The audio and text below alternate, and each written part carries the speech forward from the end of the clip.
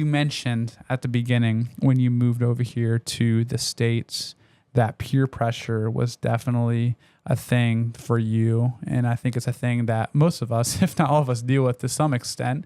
Some stronger than others. Some don't want to admit it. But no, it's just funny the things we do for attention or to fit in. Yeah.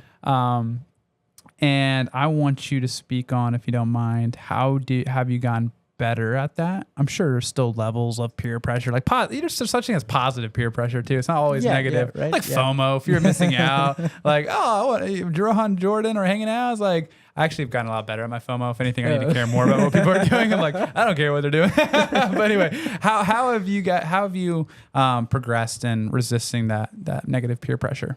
I think, surrounding myself with like-minded people has been the best solution. So it's a selfish way of putting this, but it's like I didn't have to do much because I just had people around me who, like you said, the positive peer pressure, right? Yeah. So they're like, hey, why aren't you going to church? You need to go to church. I'm like, okay, my weakness is peer pressure. So if my friends are telling me to go to church, like I did with partying, I went to church. Yep. I'm just giving an example. But so that was one way of just like, and I want to be careful with saying this. Like, there's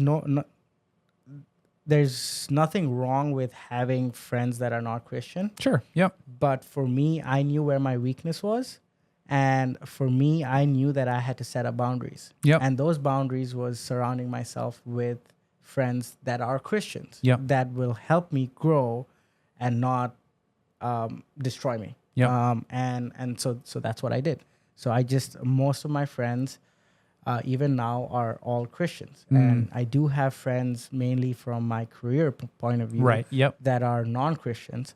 But because I get charged up and recharged Absolutely. continuously, just being part of this good community, this good group of people that I have, that I can go fight the good fight afterwards. Absolutely. I put on that armor afterwards. But if I'm out there for too long, and I've noticed that if I'm on a trip for, it's very rare, but if I'm out for a month, just surrounded by non-Christians, no matter how much I go online and look at my pastor speak or like just try to be part of the church, it is still affecting me by not being just there, physically there. Yeah. So for me personally, I knew that I had to just have my people there to help me grow stronger. So that's good. I mean, I've heard it many different ways, but one of the ways I've heard it is you're a combination of your 5 closest friends. So show me your 5 closest friends, and I can get a kind of a gist of the type of person you are. Mm-hmm. So that's why picking your friends wisely is so important.